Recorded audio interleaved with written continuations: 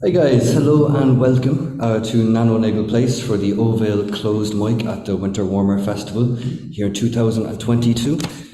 So today we have 10 poets from all around the world, some of whom are regulars on our Zoom with Ó Bhéal, and some of them are regular in-person members of the community. So yeah, we have a fabulous selection of readers this afternoon. I'm going to give you guys the order first, and then we'll go into our first poet. So we have Róisín Leggett Bohan, Máire Stephens, Jason J. Fisher, or JJF, Catherine Badin, Brendan Duffin, Spongo, Roxanne, Pam Campbell, Antonio de Mare, and Jeff Cottrill. So that will be the order of our readers this afternoon. So without further ado, I'm going to introduce our first reader. This is Róisín Leggett Bohan. Róisín, you're in the room, I believe? Marvellous. So Róisín Leggett Bohan was chosen for Poetry Ireland's Introduction Series in 2022. Her work can be found in New Irish Writing with Southword, Poetry Ireland's e-publication Sparks of the Everyday, and elsewhere. In 2022, she won first prize for flash fiction with Southword and was a runner-up in the Martin Crawford Short Story Award. We please welcome to the mic Róisín Bohan.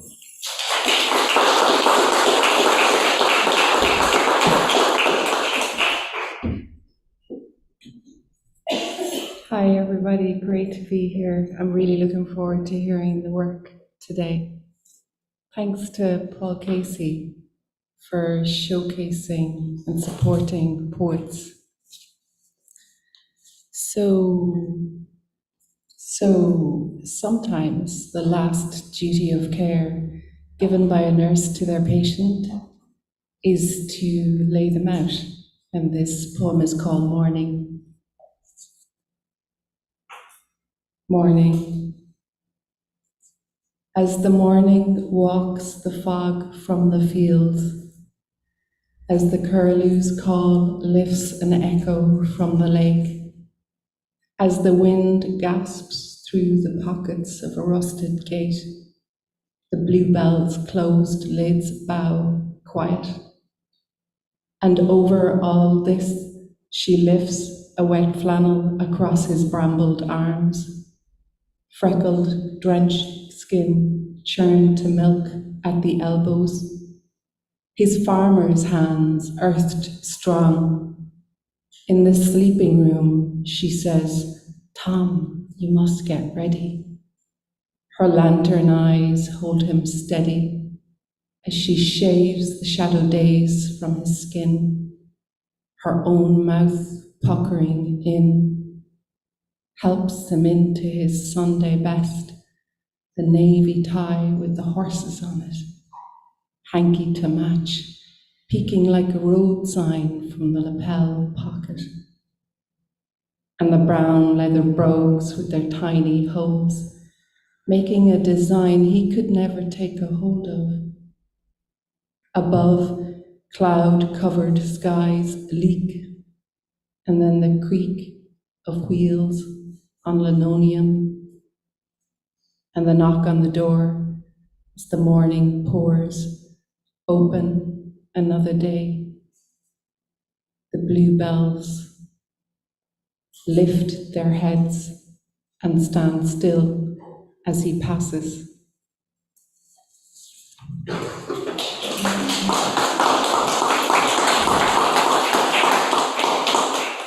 Thank you. This is about the fear of drowning, and it's a prose poem, really, I suppose. I've called it a letter to a lifeguard. And I was wondering if you'd like to go scuba diving. You have to go down in pairs. There is this mandatory buddy system, something to do with the oxygen.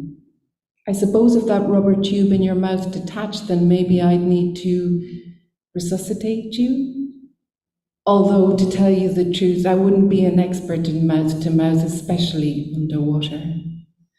But there's all that bright fish and plankton, and if we reach the seabed, we might spot a lobster. Did you know they can live for 100 years? Imagine what they've seen. Oil spills, shipwrecks, fishing nets heavy with their friends, and the wars. Did I mention my dad was in one? Merchant Navy, actually. Once he saw a boy's head break open from shrapnel flak, and twice he heard the captain shout, "Full steam ahead, boys," while the waves washed over the mouths of beckoning men. And just because my dad was in the war doesn't mean I'm ancient. I'm the second youngest of 7 children, and my dad married late, and my mother was much younger. And did I mention that I nearly drowned once when I was 5? And no one saw because my mother was wide front, heavy with my sister. And I suppose it was the wet tomato sandwiches with the sand in them, the way they disintegrate in your hands, and shivering with sunburn in that one-piece navy bathing suit, the little silver anchor hanging heavy from the waist belt, weighing me down. And I like the way you jumped in with your flip-flops still on, that day the toddler fell into the swimming pool, and how your whistle dripped and dangled over his chest as you surfaced. And I noticed your name on the cleaning schedule of the girls' changing room, and how the dot on your eyes looked like asteroids. And at 2:15 a.m. when I lie awake, I wonder if there is anything such as a waterproof whistle, and if they ever devised a meditation app with the sound of your breaststroke, I think the world would never wake. And another thing, I can't swim.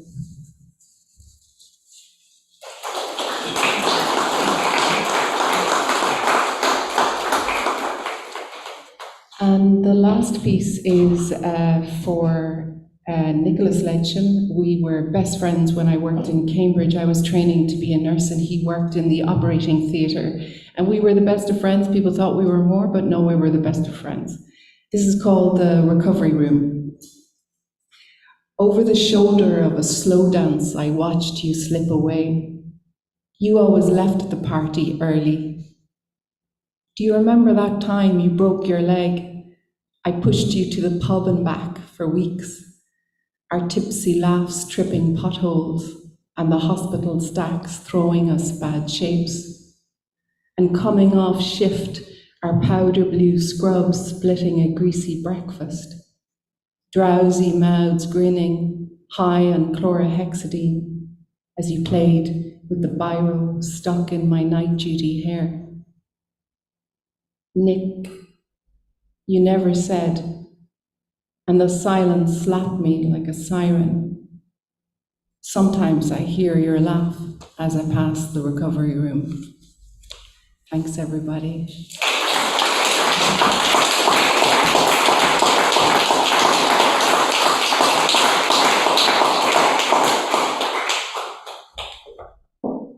That was Róisín Leggett Bohan. That was fabulous, Róisín. Thank you.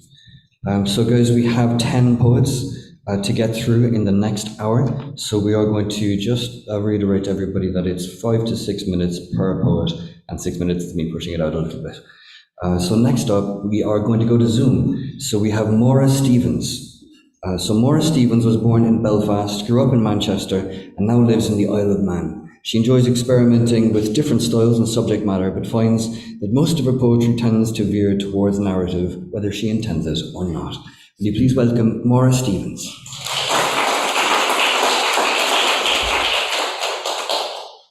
Hi, good afternoon. Thank you. I'm absolutely thrilled to have been invited to take part in this, and one year, hopefully, I'll get to be there in person. So first poem I'm going to say is Brew Witches. It was written for National Women's Day one year, and is about the old trope of the wicked witch. Once upon a time, there were 3 alewives, brewing beer for hearth and home, with cats to guard their grain. But the wives dared to sell their brews, placed a broom over the door, ale for sale. Not content, they went to market, cauldrons full, pointy hats upon their heads, all the better to see you with, my dear. Independent women, experts, threats, targets. and stories were spread, the tools of their trade, the signs of a witch to be feared. Symbols matter, changed the meaning, demean them. Cats, now familiars, demons, links to hell, brewed in the cauldron, not beers to sell, but wicked spells, noxious potions, creating commotions, hats above the crowd, proud no more, allowed no more, women to be cowed once more, mock and twist their independence, deny ascendance to equality, link them with depravity, and see 3 witches. Brew and boil women's toil, hubble bubble, caused them trouble. And the next one is a bit of a change, a very short one. Relationship clouds. On cloud 9, feeling love sublime.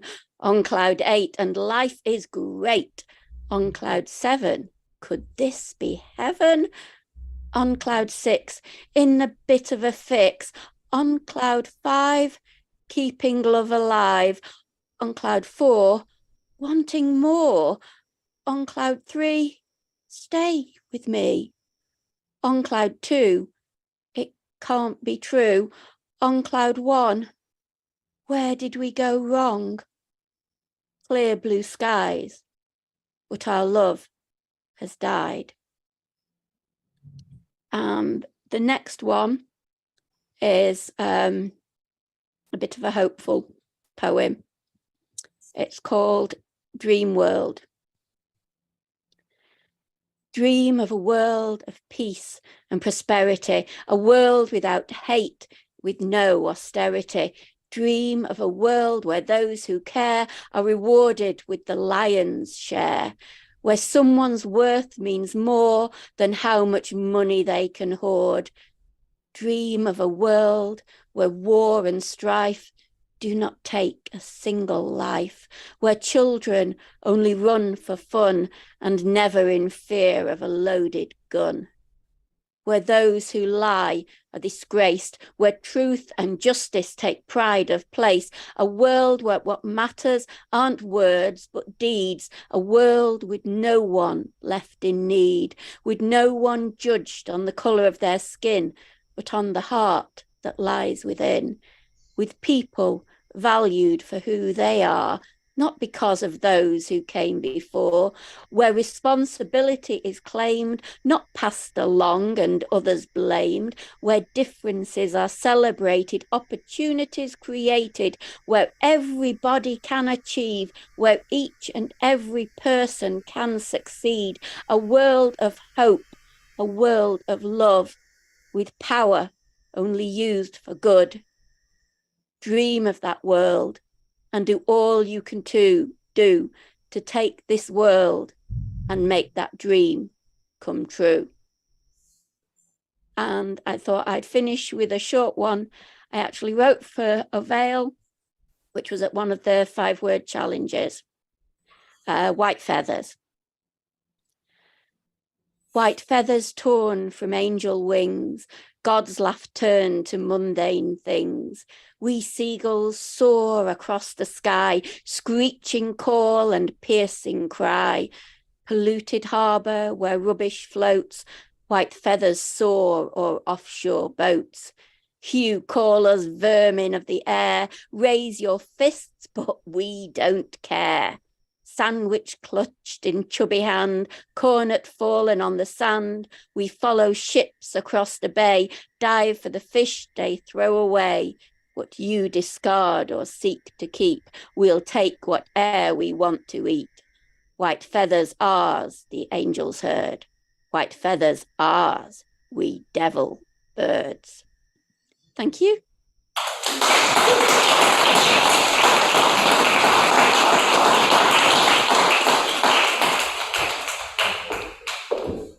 If one good thing came from the pandemic, certainly in Ó Bhéal, it is the Zoom.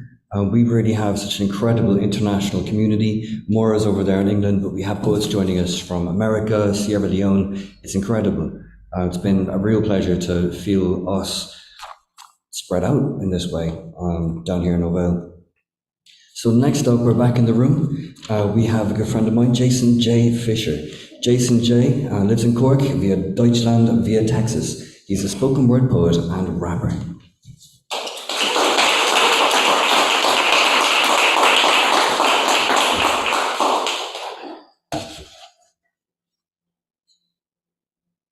Hello, everyone.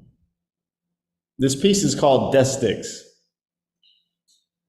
I don't know about fortune or glory, but what's most important for me, memento mori, for my life can be a suspenseful story, or rather rife with things that bore me. And it really is the case that ringing, ricocheting pain brings about blistering nicotine stains. And I know, I gotta let go of those death sticks, but this flow is still oh so deft and electric, and I guess I hope to live my life the best I can, while taking copious notes on the best bits, as I push cancerous thoughts from my mind further down the line, 'cause I'm covered in soot and grime, hoping the tumor they find in 25 years' time is benign. And people always ask, man, why are you so damn strident? It's because I laid in a stagnant pit of stagnation for 6 years and almost died inside it. But somehow, I survived it. And the jury is still out if that escape route was divinely or self-guided. And now that bright white light is arcing, sparking, invading the cracks, the crevices, the current residents of the humming dark things.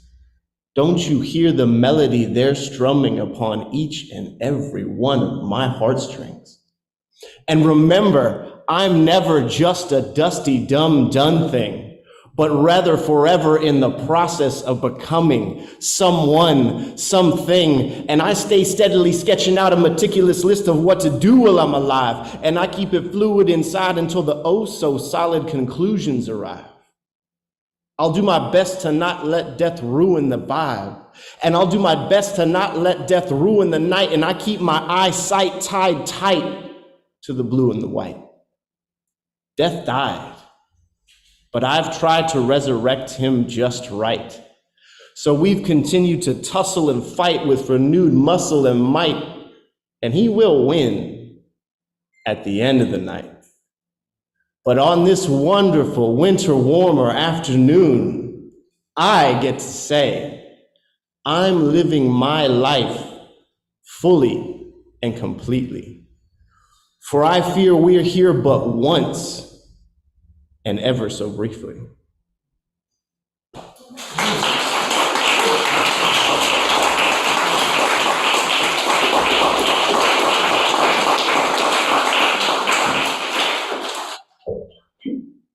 Thank you, Jason. That was great. So next up, we have Catherine Badin. Catherine, will you correct me if I'm mispronouncing you there? Sorry about that. Catherine Badin is a writer, photographer, songwriter living in Savannah, Georgia. She writes poetry, short stories, and essays. Her feature stories have appeared in Carmel magazine, the Carmel Pinecone, and Cedar Street Times. She has also frequently contributed to The Foolish Times, a monthly humour magazine. Her poetry has been published successively in Saturday Afternoon, a yearly anthology of LA poets, and most recently in Ó Bhéal's 5 Words anthology. Please welcome Catherine to the Winter Warmer Closed Mic.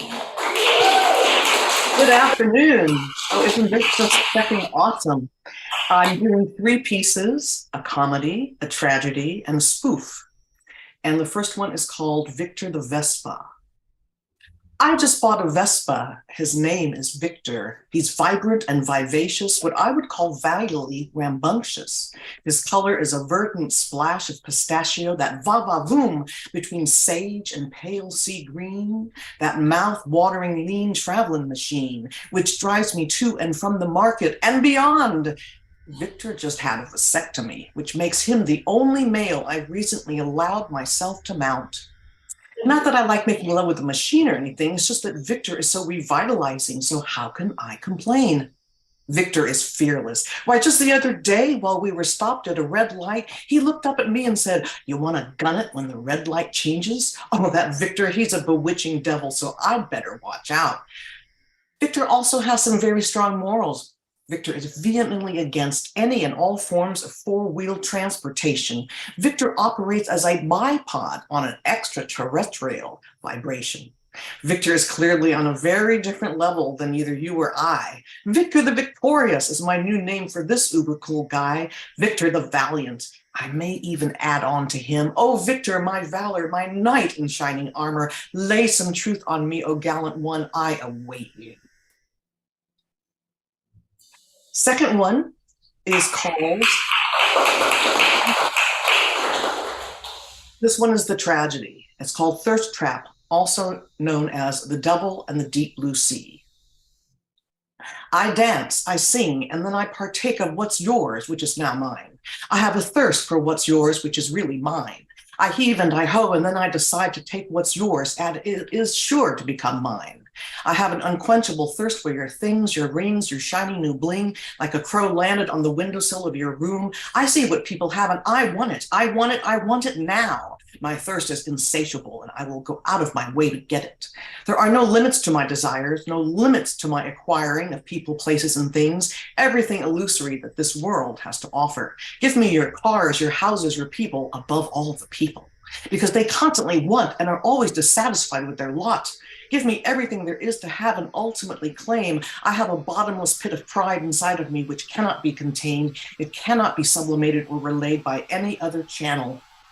I feel empty inside without the power to purchase and buy something pretty, something smelling of new leather, something indulgent or super glitzy. Above all, it has to be expensive to impress the best people. It has to be expensive to fill the hole in their souls. And I'll take whatever you want to give me, please. Give it to me now. I'll slip it out with anything you'd like to give me. Take it from your house. It doesn't belong to you anyway because it's mine, all mine. Don't you know I'm the thirst trap? Don't you know I'm the energy sap? I'll suck you dry until your tongue feels like welted parchment, needing a cold, wet relief. But there is none. The relief never comes, as there is no relief to the constantly, incessantly unsatisfied desires for people, places, and things. And you may think you have some essence of control, but I am the only one who has control, and it's all over for you. It's all on you. I will take your soul and wrap it in a small black box, tied with a golden ribbon, keeping you alone and isolated from God just for me. I will keep you up on a shelf to display for the entire world to see that you are still mine, and everything you own is also mine because I own you. I want, I need, I scourge. I feed on everything you have and want to see. You will never, no, never get away from me. I am your dancing, singing, spinning wheel of misfortune. I am your never satisfied, always infatuated deep well of materialistic greed. I am the thirst trap of your falsely corrupt imagined dreams. The hope that somehow when you get it, it's what you really need. It's the hope that what you take will somehow give you the sweet relief of having to live in this world, but it won't. And it never will, because only I can give you that. Only I can hand over your miserable desires and fuel your obsessive grabbings of the pie. And who do you think you are anyway? Certainly not a spiritual soul. Oh no, you are nothing but a debased human being without any goals other than to grovel for constant material consumption and amass, amass, amass. Do you see how we are alike, you and I? And can you see how we will forever be joined and intertwined? As what you want, I also want, and I will take it from you and add it to my ever-growing pile of cast-off, accumulated things. But really, I am always looking out for you. I try to get you to see the truth, but you keep adding to the funeral pyre. The flames then have no choice but to burst higher and higher. I want what you want and everything you own, because you know deep down inside it's really mine. Everything you own belongs to me, and I will take it.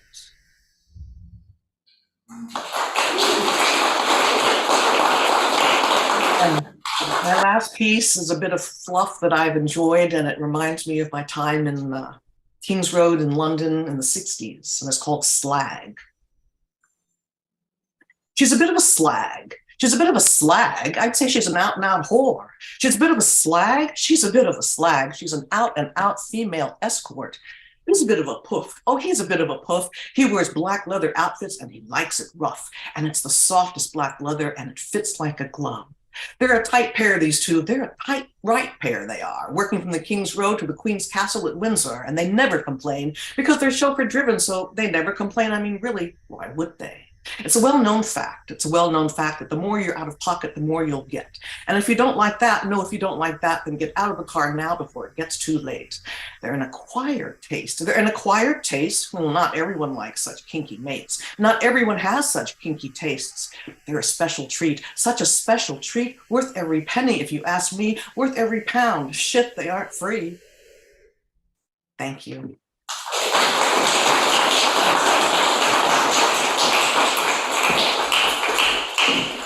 Thank you, Catherine, and good luck with the move as well. All right, guys, so next up we have Brendan Duffin. Brendan Duffin's another friend of mine.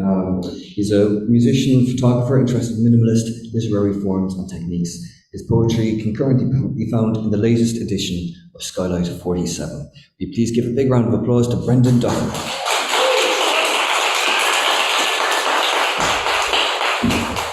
Hello, everybody. Very nice to be here. So, yeah, I'll just get into it. This first one's called Gift. Just raise it up a little for you. Let's go. Thank you. Gift. There's a secret language in the white flashes of moving branches. This next one's called Longer. Longer.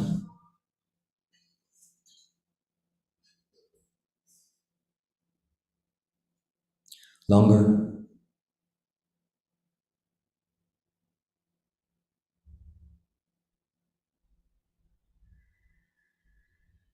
Silence cannot catch. Time hollow. Wider.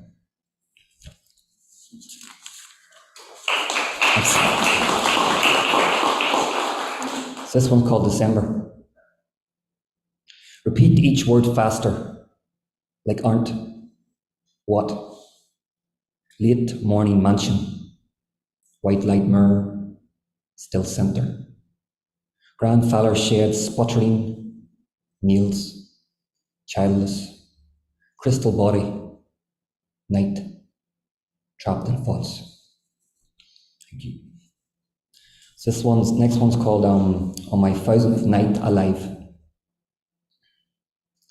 On my 1000th night alive, a voice tells me, softly, enjoy your mind, the light in its turn, its echo, its yearn.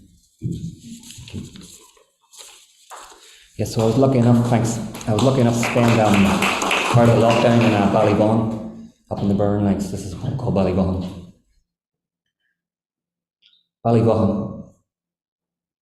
A bouquet of blackberries, spider eyes, a brown butterfly, dusty, dreamt out, still beside hazel leaves.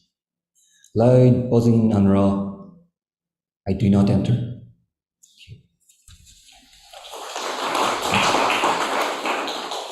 This one's another one that was written during lockdown.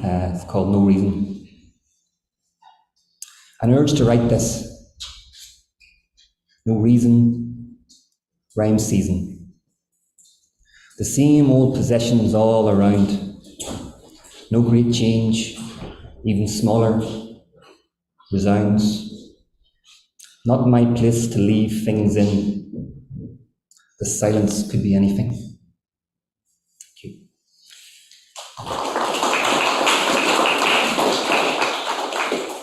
Just one more night. This one's called Cure. You underestimate my hollowness, a voice listening. Always a space, leaning into nothingness, a clear drawing. Thank you.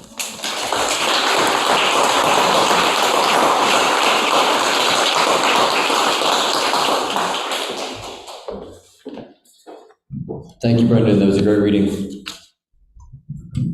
Cheers, Robert. So next up, we're going to go back to Zoom, and Spongo is going to join us from the majestic Matopo Mountains in Zimbabwe. Spongo is a village boy with a dream, 4-time slam champion, author, spoken word artist, and wellness storyteller. Spongo's first book, Trials, was published in May 2022 by Ubuntu Afro Publishers. His poetry film, Through Hell, that's THRU if you're looking for it, was shortlisted for the 2022 Ó Bhéal Poetry Film Competition. At 25, he lives his life as proof that dreams, sprinkled with consistent action, become reality. Will you please welcome to the closed mic, Spongo.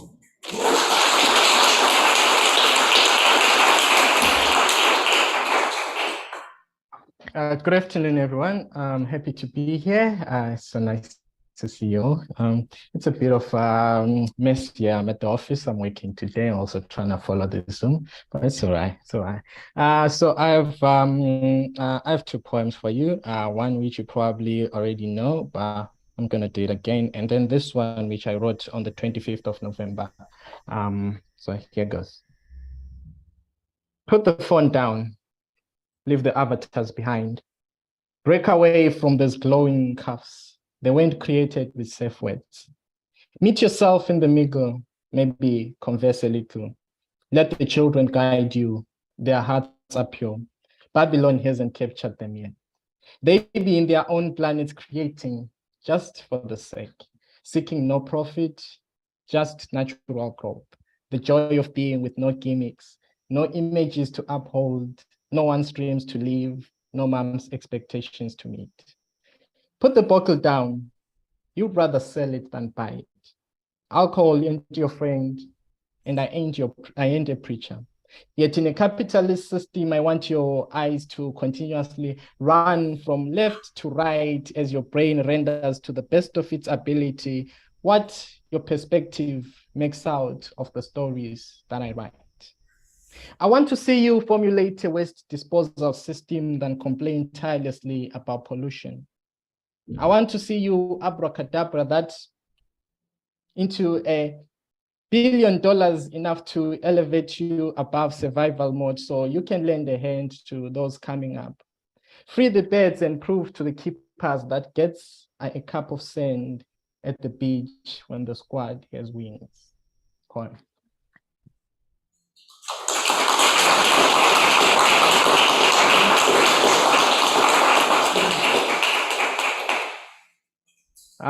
So this next poem is titled Not Okay. I wrote it in 2018 when my first business had failed, and I was just spending the whole day at home just beating myself up over like, you're a failure, you're a failure. So instead, I stopped doing that and I wrote this poem.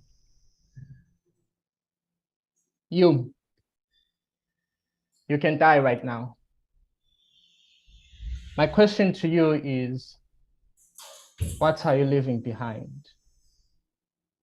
Will your children marvel at, or will they despise the choices you made for life? You can die right now. What are you leaving behind? Hi, my name is Pongo, and no, I am not okay. I could write about it, talk about it, but those things will never change the fact that I am not okay. I've done not so bad for a 25-year-old who quit school at 15, told mama I'll make a plan. 4 years later, I started on point, blue like the skies, always pointing upwards, because see, the goal is more growth, like Mother Nature says, but no, I am not okay. Forgive me if I cry in front of you right now. I do not mean to disgrace the African man. See, I can't keep locked inside all of this pain. This voice is a brush. Please allow me to paint a picture so sexy it will bring orgasms to your brain. A picture so beautiful it portrays all of the African women who brought out the courage and broke out of the system, telling a girl story that goes far beyond the kitchen, telling a girl story that goes far beyond the maternity ward, embracing their natural beauty the same way it does other women. Did you know? Blacks only make up 12% of the American population, but they consume close to 70% of American hair products.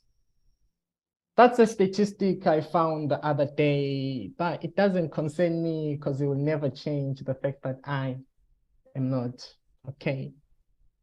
Back to me, I am not okay. I do believe with daily practices, I'll be okay. Honestly, I practice this, and if you think it's not good enough, then yeah, that is okay. After all is said and done, your opinion will never change the fact that I am not okay. I could write about it, talk about it, sing about it, even rap about it. But if I'm one who's not dedicated, I will forever slave behind those mental cages. I will forever blame it on my upbringing. I will forever blame it on the economy. So hell yeah, I practice this. I may not be okay, but I am practicing. If one day I do take my life, just know that I practiced it both in the mental and in the physical. Oh, I think I've said too much on practicing. You might not be okay, but please start practicing. Peace.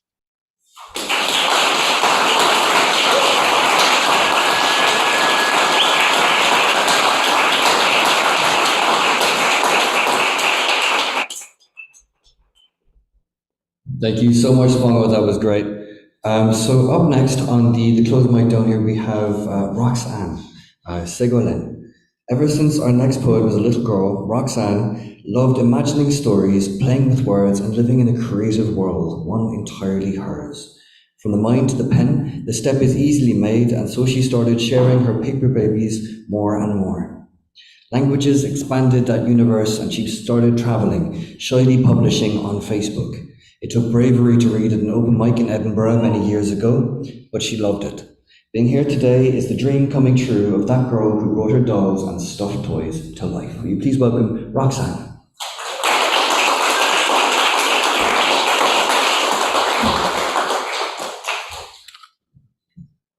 Hi. Thank you so much, and a big shout out to all my friends that are watching online. So, this is called Across the Street. Across the street, it's where you see me. I'm lost in my thoughts, busy with a long list in mind. The surprise brings a smile to your face. You recognize me first. I wait at the crossing, gazing everywhere but in your direction. Across the street, you count the seconds till our eyes meet. You smile even more as I stay puzzled, questioning my memory. Across the street, you wait for me, waving softly. The light turns green, allows me to reach you. Across the street, I remember these unplanned reunions, meeting of minutes because neither of us can stay, or of several hours as time disappears while chatting. Who will find me? In the meantime, I'll keep wandering across the street.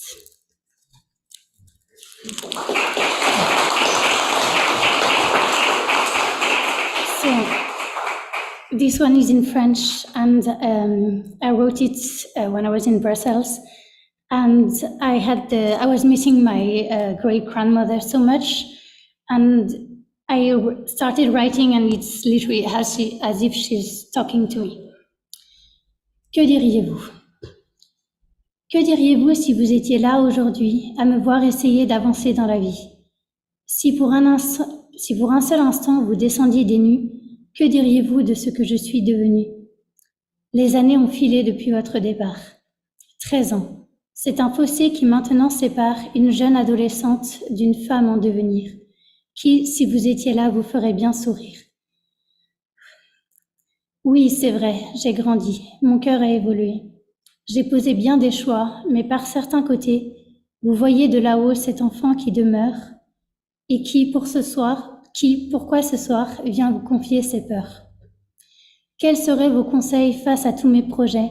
Comment reformuler ces nombreux « il faudrait » Sûrement, de ce ton qui ne laisse pas le choix, vous me rassureriez par une chose à la fois. N'est-il pas surprenant de revenir vers vous? Après tellement de temps, cela semble un peu fou. Mais vous le savez bien, vous êtes le modèle que j'aimerais atteindre avec l'accord du ciel. Vos mots ont toujours su apporter des réponses, réfutant chaque fois mes sourcils qui se froncent. Maintenant, Je voudrais attraper votre main et m'en aller confiante le long de ce chemin, que le temps a pavé avec de nombreuses pierres. Oui, si vous étiez là, je crois, vous seriez fiers. Que petit à petit, mes choix se définissent et que je me relève quand par moments je glisse. Vous êtes ce soutien par-delà les étoiles que je cherche le soir quand le ciel est sans voile. Mon enfance est gorgée de toute votre affection. C'est pourquoi vous écrire non n'est pas sans raison. C'est le cœur plus léger que je finis ces pages. Comme vous me le disiez, je tâcherai d'être sage. Merci d'être venu parler à votre enfant. Je vous embrasse très fort, ma chère bonne maman.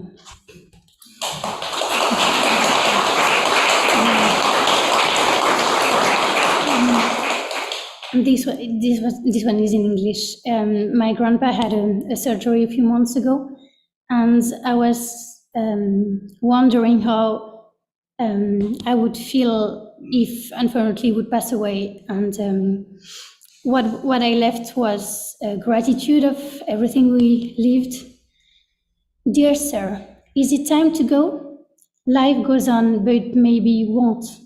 Countless memories together, you know so much more about me than them. There's a likeness between us, we won't be apart. Dear sir, I wish peace for you, for us. I wish for these words to reach you. I wish to make you even prouder. Dear sir, I'm impressed by your life, by your love, by your teachings, by your kindness, by your laughter. I can't trade any of my years to make you stay, but as I promised someone else, you will live in me. Dear sir, when it's time to go, I'll kneel, rest, cry, smile, pray, and I'll thank you for making me part of your heritage. He's okay. Do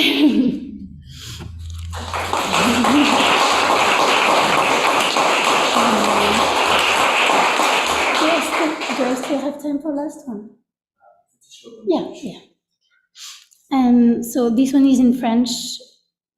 I was chatting with a guy online like a year ago, and we said goodnight, and I started freaking out about what was going on between us. Dors. Et moi, pendant ce temps-là, je réfléchis. Je réfléchis sûrement trop, sûrement pas dans le bon sens. Mais ne t'en fais pas, dors. Tout va bien. La nuit tombe et elle me rassure. Il fait doux et je suis faussement calme et sereine. Dors. Les questions m'ont fusé, c'est fatigant. Surtout dors. Je ferai de même plus tard. Je cogite, je m'organise. Je trace un plan qui finira vraisemblablement couvert de ratures. Ne t'inquiète pas, dors.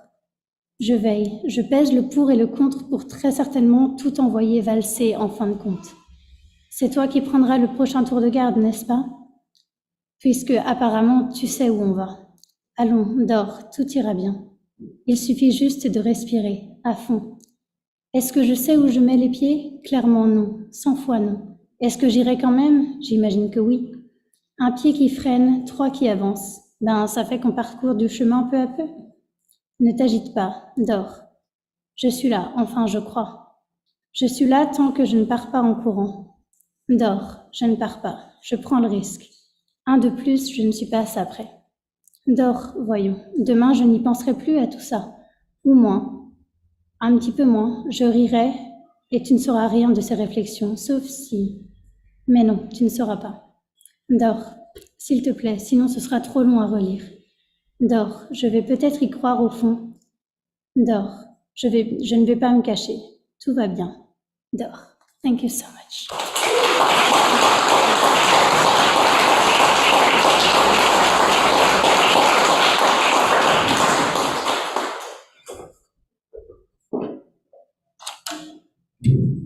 Beautifully read, Roxanne, thank you. So next up, we have a poet blessed with the gift of poetry and the most mellifluous voice. We have one of my favourites from the Zoom contingent, Pam Campbell. Pam Campbell's poems appeared in Ó Bhéal, 5 Words, and 2021 Lexington Poetry Month Anthology, 2021 Blue Mondays Poetry Anthology, and Pine Mountain Sand and Gravel Literary Journal, Volume 25, Appalachia Unmasked. And her prose in Pine Mountain Sand and Gravel Literary Journal, Volume 24, Appalachian Witness. Will you please welcome Pam Campbell? Thank you very much, guys.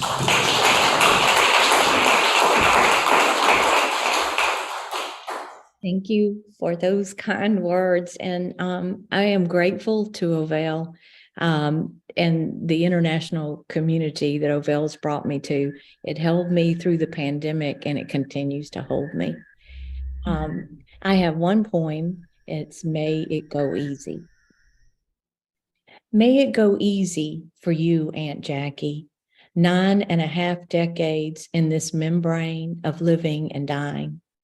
And may it go easy for me, cocooned as I am with you in this beginning, ending time. You aren't my cookie bacon aunt like Aunt Alta. You are my lioness aunt, pushing your 99-pound frame in front of mine when the late night knocking comes. Knuckles rapping hard against triple bolted door. Too late for anyone to come calling that knows you. I catch the soft, loose skin folds of your upper arm and say, you stay here, I'll go. Your arm bone resists like mighty oak, does not yield. I tuck behind you, dutiful niece, cloaked in your stubborn protection. We silent walk with fear-born fierceness to shuttered door. Is it your heartbeat I hear, or mine, pounding loud enough for both? Don't open the door, I say. I won't, you say. Lift the blind a little and look. I do. No one is there in dim carport light. Is it death come calling for one or both of us? I watch through what remains of night between back door and your bedroom door. Maymaw's wedding ring quilt lies still over your fetal curled 5-foot frame. I lean close and hear you shallow breathe. I whisper sing, oh, sisters, let's go down, down to the river to pray. Incantation like salt laid at door threshold. Take not my aunt, warrior woman in man world, Southern Bell Company supervisor, woman who stayed the course, not now. Take not me, warrior woman in breast cancer survival, woman who stays the course beyond statistical years, not now. My birthday gift to you has unfolded from bud to full bloom. Red rose petals falling, a pool of bloodletting memories. I remember the story of the night Uncle Chris's murderers came knocking, drunk with whiskey and police protection, taunting Grandma and 16-year-old Sarah, not yet mother to you or Maymaw to me. I remember the night when Daddy Paul didn't come home and the knocking came. Maymaw sat all night between my bed and kitchen door in a quiet that scared me more than the knocking. Dawn comes and brushes light into shadow. I barefoot step on carport concrete into an August morning masquerading as fall. Sun is yet to lift fog blanket from mountain. I hear the best kind of knocking, pileated woodpecker, slow drumming the world steady again. And then a lighter tapping, not bird this time. It is you came walking into another day. May it go easy. Thank you.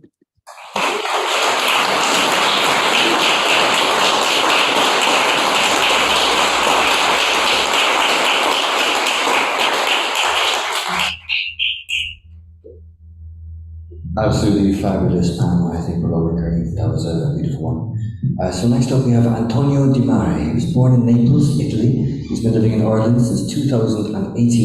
He has a bachelor and master's degree in philosophy. In 2019, he began to write poems in the poetry group in Dundalk, in Louth. He has never stopped since. Will you please welcome to the closed mic Antonio Di Mare.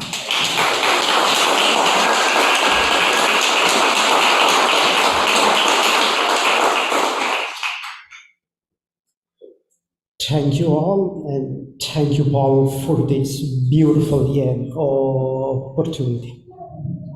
Thanks. So I'm going to read these two poems that I have written. One, it's called The Weight of the Silence. A balance of desires, blanket of hope, 200 miles of victory, perfect proportion, key of a stable relationship, unconditional trust, development of love, sparkling meeting, wonder within the space, a measure of the word. The weight of the silence can count every sandstone in the desert. Discovery and reconnection of each word.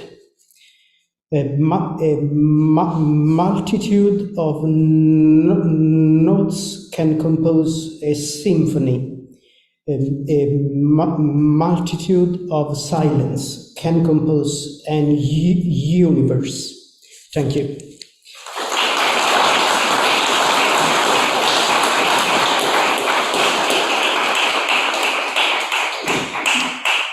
The second poem is called Traffic Lights.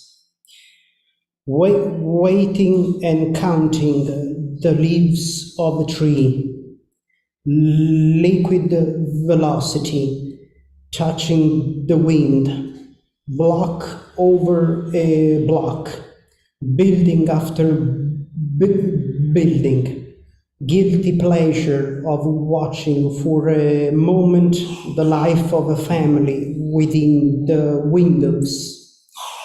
Traffic lights hold the secret of countless people who walked by, together, alone, happy, sad, complicit, found in that small blast of light, red, orange, green, and the life goes by.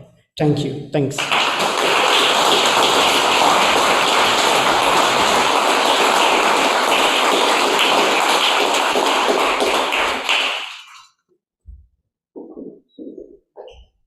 Marvelous reading as ever, Antonio. Beautiful.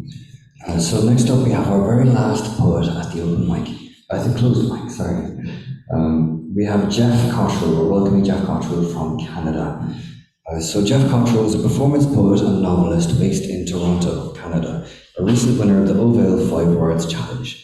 He has headlined in countless literary series throughout Canada, the UK, the US, France, and Ireland since 2001. In March, he launched his debut novel, Hate Story. Will you please give a round of applause to Jeff Cottrill. Welcome, Jeff.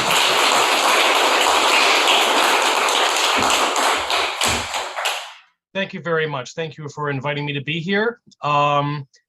This was nominated for a pushcart last year. This is called This Is Not Real Poetry.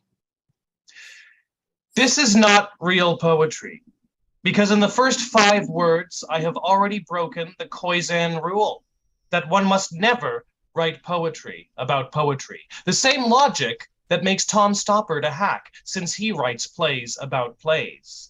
This is not real poetry because it has no intended rhythm or meter. It is just an anarchy of chopped up prose with line breaks not random enough to be called art. Best to chuck it down a literary memory hole with William Carlos Williams and his breakfast plums. This is not real poetry because it is devoid of concrete sensory imagery, and poetry is worthless without concrete sensory imagery, or so the real poets tell me. The argument I hear tends to go like this. Poetry is about like images and like how you sense stuff and how you like make the reader see and smell and feel the same things, but in sort of a poetic way with words, okay? And like, if you can't do that, then you're stupid and boring, and you shouldn't write anything ever. Stupid. No way I can win that debate. This is not real poetry because it is about ideas, not emotions, because it is about thought, not feeling, because it is about content, not style, because it is about reason, not passion. I hope I can build a bonfire big enough to burn the complete works of Alexander Pope, Jonathan Swift, Voltaire, and the rest of the 18th century. This is not real poetry because we all know what real poetry is. Real poetry is never funny. Real poetry is never affable. Real poetry is never simple. Real poetry is never direct. Real poetry is a harsh, scholarly discipline that one cannot do properly without a lifetime of labor and sacrifice, crafting every word and syllable with the sick obsession of a madman, rewriting and refining every line as if a speck of imperfection would spark the pain of 1,000 migraines, suffocating in pain and misery and bile, but always with cool sound bonding. Real poetry is no fun. That is why I never write it. Thank you. This is not real poetry. And next up, I will give you one called Vanilla Ice Cream People.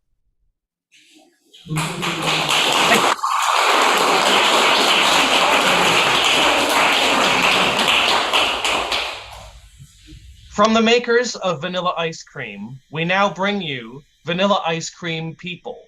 You find them in all the monster malls and gated backyards, never leaving a location without a car. Vanilla Ice Cream People, the people who find butterscotch ripple too dark and dangerous.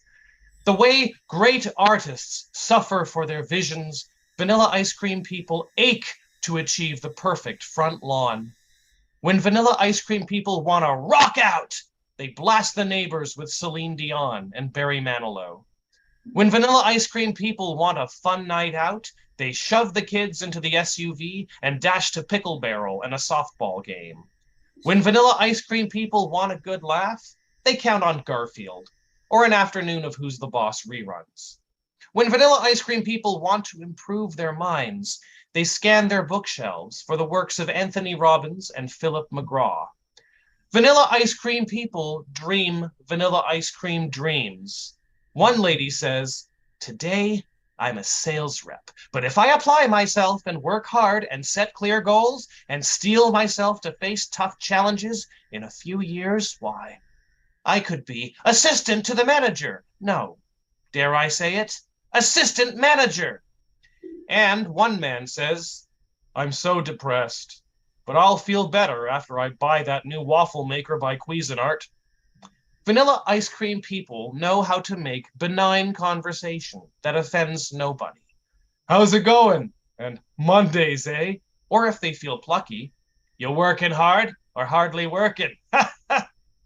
And Vanilla Ice Cream People have bedrock values. They know what is important in life, like a 2-story house with a giant garage, housing at least 2 cars, and the sexiest lawnmower in the lane. And babies, barrels and barrels of babies, and more babies. There can never be too many babies. Babies raised more by Disney and football than by their parents, who just pay for swimming and piano lessons. Babies who eat vanilla ice cream or plain chips for every dessert and never question the meaning of it all, and then grow up to be the next generation of Vanilla Ice Cream People. Vanilla Ice Cream People who would rather die than give Neapolitan a fair try. Thank you. My name is Jeff, and thank you.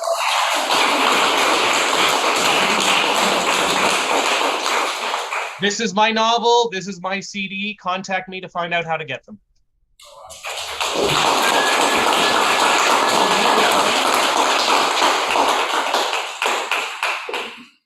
Thank you so much, guys. So thank you everybody on Zoom and everybody who joined us online, everybody who joined us down here in Nanolagos as well. And one last round of applause for everybody, from Róisín Bohan, Máire Stephens, Jason J. Fisher, Catherine Badin, Brendan Duffin, Svongo, Roxanne, Pam Campbell, Antonio, and Jeff. Will you please have one more round of applause? Thank you so much.